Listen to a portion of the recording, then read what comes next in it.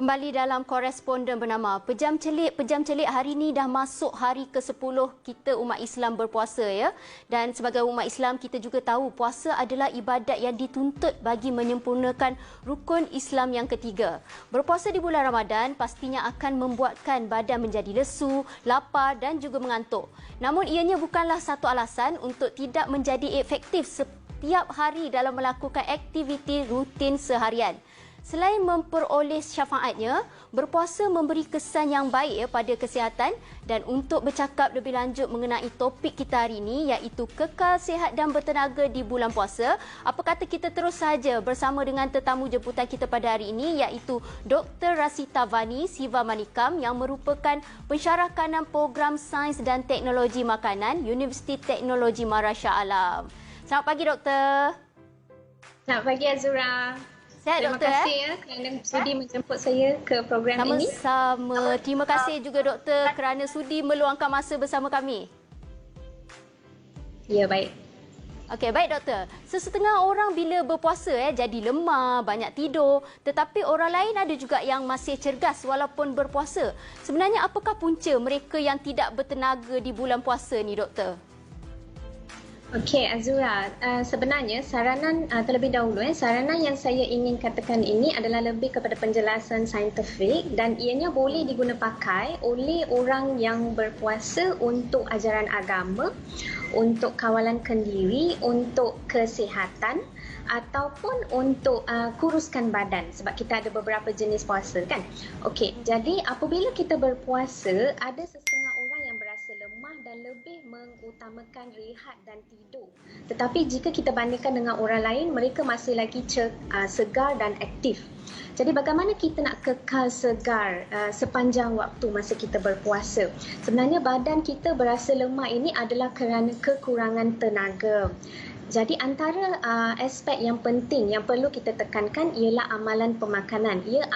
Di samping amalan pemakanan, kita patut juga pastikan bahawa kita cukup waktu tidur, kita cukup amalan kesihatan macam fizikal, melakukan senaman dan sebagainya. Okey, berbalik kepada pemakanan. Bila kita katakan tentang pemakanan yang dapat membekalkan tenaga, nutrisi yang diperlukan ialah daripada unsur karbohidrat, daripada unsur protein dan juga lemak. Tak kisahlah daripada sumber haiwan ataupun tumbuh-tumbuhan. Jadi bila badan kita kekurangan bekalan makanan yang boleh membekalkan tenaga, ia boleh merencatkan atau melambatkan proses fisiologi badan. Maksudnya contohnya seperti kadar metabolisme ataupun pergerakan.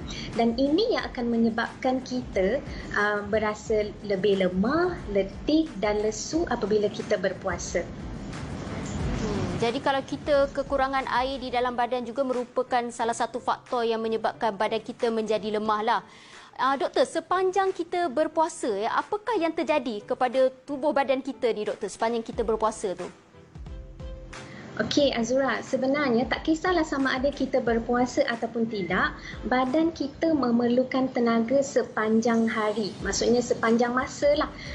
Jadi punca utama yang boleh membekalkan tenaga kepada badan ialah kumpulan karbohidrat. Maksudnya karbohidrat ini secara kimianya ianya adalah gula, iaitu simple sugar atau glukos, kanji dan serat yang terdapat dalam makanan yang berasaskan tumbuh-tumbuhan, iaitu macam plant foods.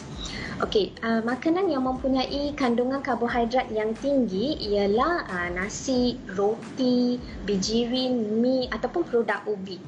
Okey, glukos tadi ni yang saya katakan ianya disimpan di dalam hati dan otot dalam badan. Dan apabila kita berpuasa, ianya disimpan dalam bekalan reserve glycogen. Okey, bekalan ini akan berkurangan. Sebenarnya ia akan membekalkan tenaga untuk kita sepanjang harilah untuk proses fisiologi yang saya katakan tadi. Jadi bila berpuasa, bekalan itu akan berkurang dan ia akan mencapai keadaan di mana badan kita berada dalam keadaan gluconeogenesis. Maksudnya, ia akan menggunakan punca karbon selain daripada karbohidrat untuk membekalkan tenaga kepada badan bila kita berpuasa. Mungkin doktor boleh kongsikan sedikit dengan penonton kita antara manfaat berpuasa untuk kesihatan tubuh badan kita ni, doktor. Okey, sebenarnya puasa ini sering dikait rapat dengan penurunan berat badan. Okey, jadi ianya bukanlah positif untuk setiap individu. Maksudnya kita mengambil kira kadar metabolisme badan setiap individu adalah berbeza. Dan di samping itu, kita juga patut faham bahawa amalan pemakanan juga memainkan peranan. Jadi jika kita tidak mengambil pemakanan yang seimbang, mungkin pada penghujung bulan Ramadan nanti ada di antara kita yang mengalami penurunan berat badan, tetapi ada juga yang mengalami pertambahan berat badan. Tetapi kajian saintifik mengatakan bahawa berpuasa ini baik untuk kesihatan, dapat menghindar daripada penyakit berbahaya. Contohnya seperti penyakit berkaitan dengan jantung, berlebihan berat badan macam obesiti ataupun penyakit kencing manis.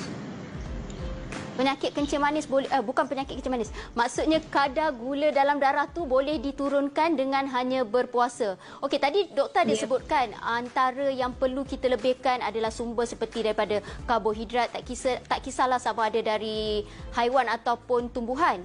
Apakah jenis makanan yang perlu dikurangkan pula, doktor, bagi memastikan nutrisi dalam badan kita ni kekal cukup sepanjang kita berpuasa?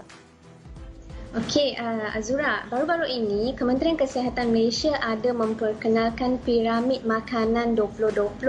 Ianya untuk memperbaharui pinggan sihat Malaysia, iaitu kaedah suku-suku separuh. Jadi dalam piramid ini ada beberapa lapisan yang kalau kita ikut lapisan paling bawah kita perbanyakkan dan lapisan paling atas itu kita kurangkan.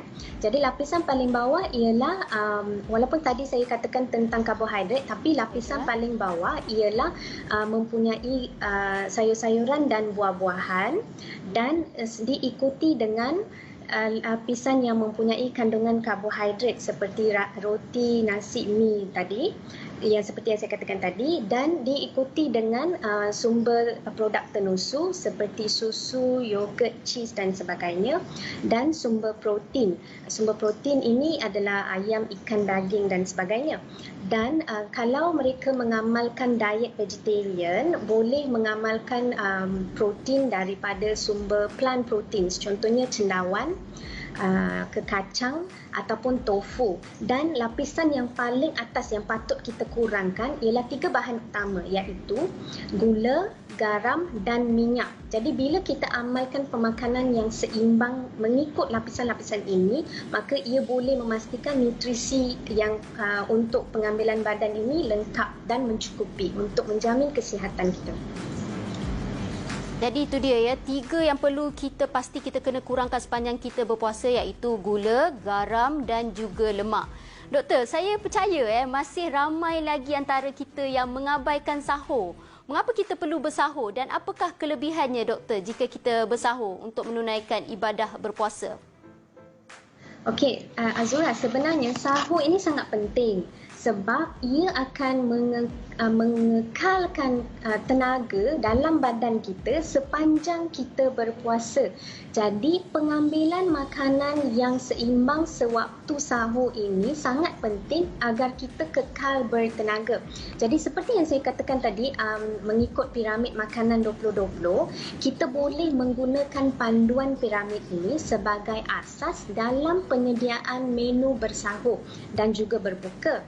Dan apabila kita bersahur tu, kita pastikan kita minum air yang secukupnya sebelum masuk waktu dan makan makanan yang seimbang lah. Jadi 3 daripada lapisan atas tadi tu, yang 3 bahan utama tu, gula, garam dan minyak. Jadi semasa kita bersahur, kita cuba untuk elakkan makanan yang mempunyai kandungan minyak yang banyak, gula dan garam yang tinggi. Jadi bila kita elakkannya, kita boleh menghindar daripada rasa kehausan ataupun haus keterlaluan semasa sepanjang kita berpuasa.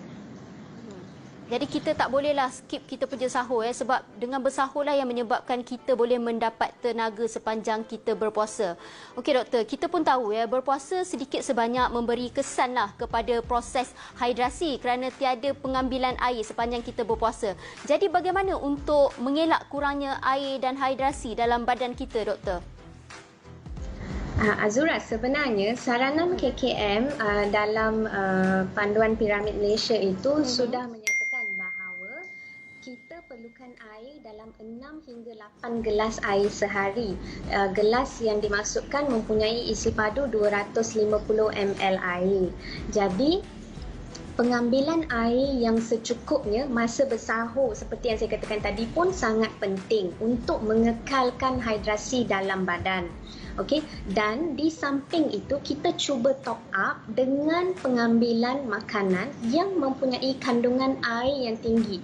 Contohnya kita ambil makanan yang mempunyai kandungan air yang tinggi ialah seperti timun, seleri, tomato, brokoli dan sebagainya. Jadi kita menambah top up kandungan air dalam badan sebab seperti yang kita tahu badan kita ni merangkumi komposisi 60 hingga 70% air dalam badan kita. Dan tadi seperti yang saya katakan glukos tadi tu, karbohidrat juga memainkan peranan dalam hidrasi dan penurunan berat badan. Contohnya masa kita puasa dalam glycogen reserve tu, setiap gram glycogen sebenarnya juga akan tersimpan 3 gram air. Maka apabila kita mengurangkan makanan berunsurkan karbohidrat, ia akan juga mengurangkan kandungan air dalam badan dan ia juga boleh menyebabkan kita antara kita ni kurang berat badan. Jadi waktu kita bersahur tu sebenarnya kita juga perlu minum air kosong yang banyak supaya kita sentiasa kekal bertenaga lah. Bagi mereka lah doktor yang suka melakukan aktiviti luar seperti beriadah, berekreasi, adakah berpuasa menghalang mereka dari melakukan aktiviti kecergasan ni doktor? Okey, sebenarnya Azura, puasa tidak menghalang aktiviti berekreasi, senaman dan aktiviti fizikal. Tetapi selalunya, kebiasaannya kita melakukan aktiviti ini pada penghujung waktu berpuasa iaitu di waktu petang. Jadi pada waktu ini sebaiknya kita menilai sendiri tahap kecergasan kita dan tahap fizikal kita tu macam mana. Jadi aktiviti fizikal ini jika diamalkan secara tidak keterlaluan amat digalakkan, dan bila kita lakukan senaman dan aktiviti ini ia boleh menjaga kesihatan kita, dan bila kita melakukan penilaian sendiri kita tidak berasa letih, lemah dan lesu, dan juga boleh mengurangkan rasa kehausan yang keterlaluan. Okey doktor, bagi antara kita lah mungkin ada yang mengalami gastrik sepanjang berpuasa. Mungkin doktor ada tips untuk mereka yang sering mengalami gastrik tetapi ingin juga berpuasa. Apa yang harus mereka lakukan untuk mengelakkan sakit tersebut? Okey, seperti yang saya katakan tadi, pengambilan makanan yang seimbang sewaktu-waktu bersahur, dan amalkan minum air yang secukupnya, dan mengamalkan pengambilan makanan yang mempunyai kandungan air yang tinggi macam tembikai. Juga disarankan untuk mereka yang mempunyai penyakit gastrik ini agar mereka tidak terlepas daripada berpuasa, masih lagi boleh berpuasa seperti orang lain juga. Itu dia Dr. Rasita. Terima kasih di atas penerangan yang begitu jelas dan juga tips-tips yang dapat membantu mereka doktor. Terima kasih banyak doktor kerana sudi meluangkan masa bersama kami hari ini doktor. Terima kasih Azura kerana sudi menjemput. Sama-sama, kita jumpa lagi.